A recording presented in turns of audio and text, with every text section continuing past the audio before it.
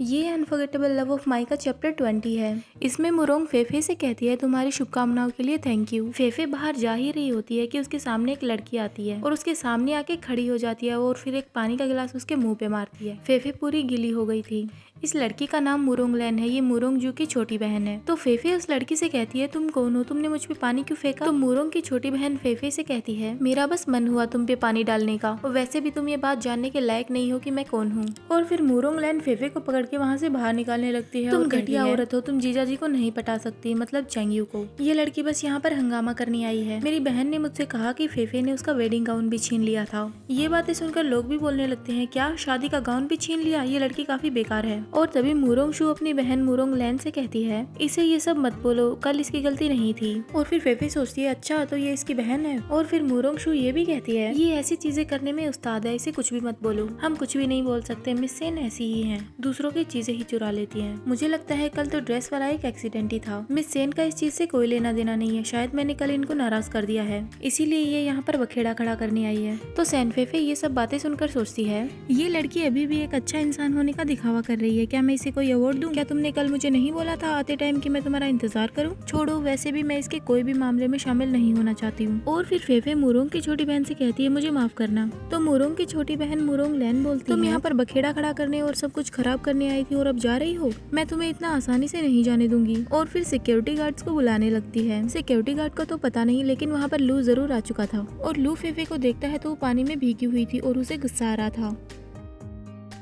और तभी मुरोंग लैन लू को देखकर सोचने लगती है क्या इस चर्च के सिक्योरिटी गार्ड इतने हैंडसम होते हैं। और वहीं लू आता है सीधा फेफे के पास और उससे कहता है तुम बहुत बेवकूफ हो, लोगों ने तुम पर पानी फेंका और तुम्हें नहीं पता कि ये वापस कैसे लौटाना है। और फिर लू अपना कोट उतार के फेफे को उड़ा देता है और उससे कहता है बस मैं ही तुम्हें धमका सकता हूँ और कोई नहीं। और फिर कहता है इसलिए मुरोंग की बहन को देखता है और बोलता है क्या तुमने ही इस पर पानी डाला था। और वहीं दूसरी ओर मुरोंग की बहन लू को देखकर खुश हुए जा रही थी और सोच रही थी मैंने कभी नहीं सोचा था कि दुनिया में कोई ऐसा लड़का भी होगा जो मेरे जीजा जी से भी ज्यादा हैंडसम होगा। और फिर लू को कहती है हाँ मैंने ही डाला था। और फिर हमें चिल्लाने की आवाज सुनाई देती। लू फेफे की बहन को गुस्से में घूर ही जा रहा था और उसे चाटा मार दिया उसने। लू ने फेफे की बहन को थप्पड़ मारा था। और फिर सेक्रेटरी लू को एक रुमाल देते हुए कहता है मास्टर प्लीज आप अपना हाथ साफ कर लीजिए। और फिर लू फेफे की बहन से कहता है तुम्हें मुझसे डर नहीं लगता है ना, तुम आराम करो, मैं महिलाओं पे हाथ नहीं उठाता हूँ, मैं बस तुम्हें एक इनसेंसिबल बात सिखा रहा हूँ। और वहीं फेफे ये सब देखकर सोच रही है इसकी जबान तो बड़ी तेज चलती है। अब आमतौर पर देखा जाए तो ये शायद काफी दया दिखा रहा था मुझ पे। और फिर मुरोंग अपनी बहन के पास आती है और कहती है सिस्टर क्या तुम ठीक हो, तुम डरो मत। तो मुरोंग की बहन रोते हुए मुरोंग से कहती है बहन मुझे जोर से चाटा मारा, मुझे दर्द हो रहा है। और तभी मुरोंग की माँ जियाशी बोलती है तुम कौन हो, तुमने मेरी बेटी को थप्पड़ कैसे मारा, मैं तुम्हें छोड़ूंगी नहीं। और वहीं मुरोंग फेफे से कहती है फेफे अगर तुम्हें लड़ाई ही करनी है तो तुम मुझसे करो, तुम्हें जो भी करना है मेरे साथ करो, मेरी बहन को क्यों मारा, ये अभी छोटी है।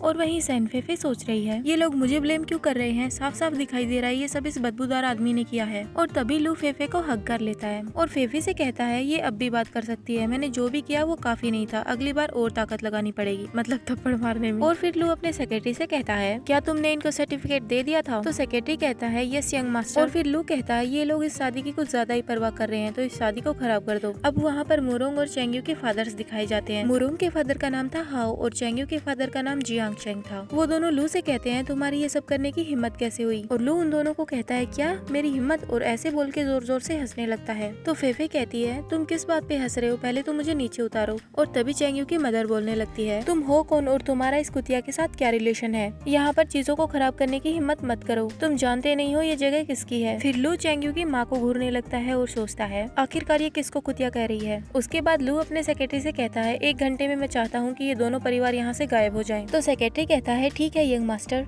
और तभी चेंगयू का फादर हंसते हुए लू से कहता है बच्चे ऐसी बड़ी बड़ी बातें तो हर कोई कर सकता है, जल्दी करो और इस लड़की को लेकर यहाँ से चले जाओ और कल तक लॉयर के लेटर का इंतजार करो। फिर लू फेफे को गोद में उठाता है और वहाँ से जाने लगता है। और तभी लू से कोई पूछता है अरे बच्चे तुम वैसे हो कौन, लेकिन लू कोई भी जवाब नहीं देता। लू फेफे को देखते हुए उससे कहता है मैंने सुना है कुछ दिनों तक तुम्हारा बिहेवियर अच्छा नहीं था। तो फेफे कहती है नहीं मैंने अच्छा बिहेव किया था, क्या आप मुझे पहले दिन से ही देख रहे थे। तो लू फेफे की ये बात सुन के हंसने लगता है। तो फेफे उससे कहती है मैं खुद से चल सकती हूँ, मुझे नीचे उतार दो और मुझे चलने दो। तो लू कहता है नहीं। तो फेफे जोर जोर से हिलने लगती है लेकिन लू उसे नीचे नहीं उतारता।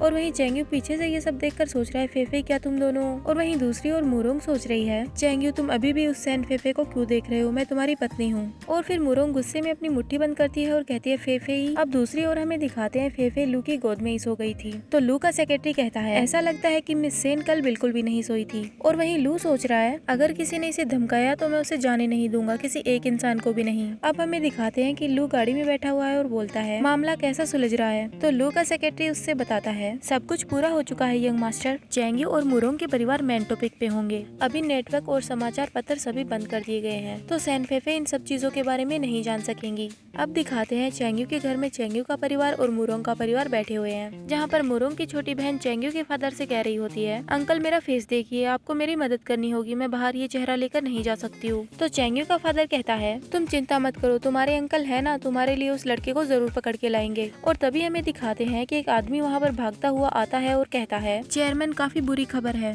हमारे समूह में जितनी भी कंपनियां आती हैं उन सभी को किसी और ने खरीद लिया है। अभी जितनी भी कंपनियां थी वो हमारी कंपनी के लिए काम नहीं कर रही हैं। और तो और जो कंपनी इन्वेस्ट करना चाहती थी वो भी नहीं कर रही है, मतलब कंपनी बैंकक्रप्ट हो चुकी है। और तभी चेंग्यू की माँ कहती है तुम ये क्या बात कर रहे हो, ये कैसे हो सकता है। तो वो आदमी कहता है मैडम ये सब कुछ सच है, आप खुद देख लीजिए। चेंग्यू का फादर ये सब देख के काफी टेंशन में आ चुका था। तो चेंग्यू की माँ उनसे कहती है हस्बैंड क्या आप ठीक है, डरिए मत, मैं आपके साथ हूँ। फिर चेंग्यू का फादर मुरोंग के फादर से कहता है मुरोंग हुआ तुमने भी ये सब सुना है, मुझे इस बार डर है, तुम ही मेरी मदद कर सकते हो, तुम्हें मेरी मदद करनी ही होगी।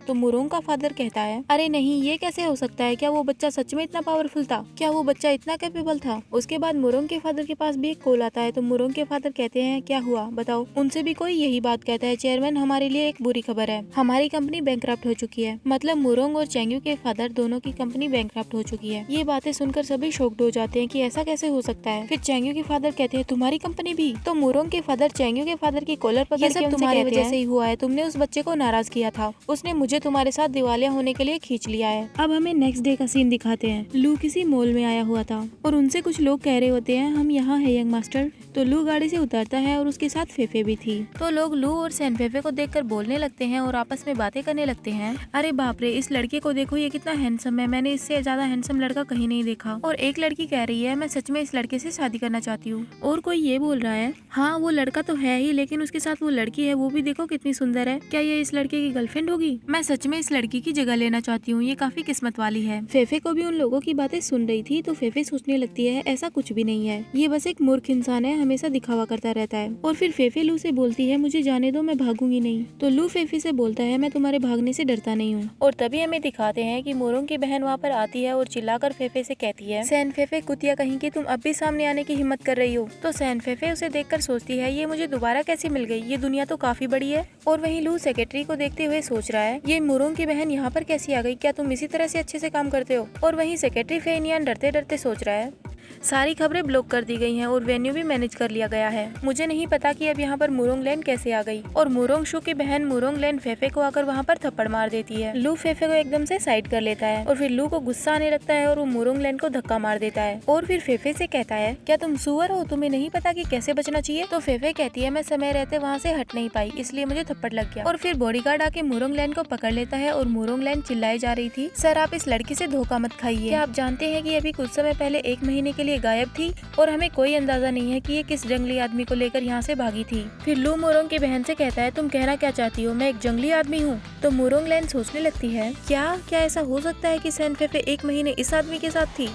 और फिर लू देख तो सैन फेफे को रहा था और बोल बॉडीगार्ड से रहा था इस लड़की को बाहर खींच के ले जाओ। तो सैन फेफे लू से कहती है आप मुझे क्यों घूर रहे हैं। फिर लू सैन फेफे से बोलता है तुम बहुत अच्छे दिखती हो। अब बॉडीगार्ड मुरोंग लैन को घसीटते हुए ले जा रहा था तो मुरोंग चिल्ला रही सैन फेफे तुम कुतिया, क्या तुम्हें मेरे जीजा जी से प्यार नहीं था, जीजा जी की कंपनी बैंकक्रप्ट हो चुकी है, तुम उनकी मदद करने के लिए कुछ क्यों नहीं कर रही हो, उनके साथ इतना कुछ हो रहा है और क्या तुम्हारा सच में शॉपिंग करने का मूड है। इतना सुनते ही फेफे शॉक्ड हो जाती है और सोचती है बैंकक्रप्ट हो गई। और फिर फेफे भागते हुए मुरोंग लैन के पीछे पीछे जाती है। तो मोरोंगलैंड फेफे को एक पेपर दिखाती है। तो फेफे कहती है तुम क्या कह रही हो? तो मोरोंगलैंड चिल्लाते हुए फेफे से कहती है ऐसे बिहेव मत करो कि तुम कुछ भी नहीं जानती हो। तुम खुद को देखो, तुम अभी अभी वापस आई और तुमने हमारे दोनों परिवारों को बैंकक्रप्ट करवा दिया। क्या तुम्हें मेरे जीजा जी से प्यार नहीं था? तुम 1 महीने यहाँ पर थी लेकिन फिर भी वो तुम्हारे बारे में सोचते रहते थे। तुम्हारी वजह से मेरे पिता जेल जा चुके हैं और चैंगी के फादर हॉस्पिटल में हैं। ये सब तुम्हारी वजह से हुआ है। अब तुम्हें शांति मिल गई? जब से तुम गई थी सब कुछ ठीक था, तुम वापस ही क्यों आई? तो फेफे वो पेपर देखती है और सोचने लगती है चैंगी और मुरोंग की कंपनी एक ही रात में बैंकक्रप्ट हो चुकी है। क्या ये सब इसी ने किया होगा? इसने बोला भी था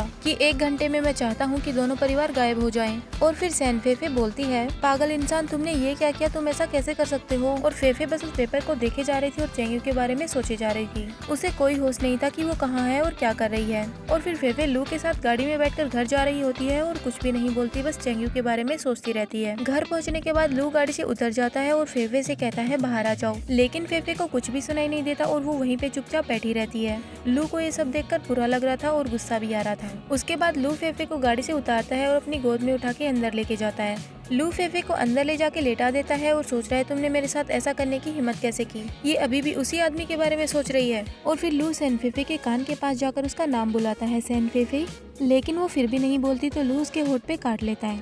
उसके बाद सैन फेफे का ध्यान लू पर जाता है और वो लू से कहती है नहीं, लेकिन लू उसके साथ जबरदस्ती करता है और उसे किस करने लगता है। और सैन फेफे लू से बार बार कह रही होती है नहीं मुझे जाने दो। लू ने सैन फेफे के होठों पे काटा था तो उसके होठों पे खून आ रहा था, तो लू उस खून को पी जाता है। और हमें बताते हैं कि लू ये सोच रहा है कि सैन फेफे बस उसी की है और उसी की रहेगी, वो किसी और के बारे में सोच भी नहीं सकती है। और ये चैप्टर यहीं पे खत्म होता है। Hope you like this video. Bye bye.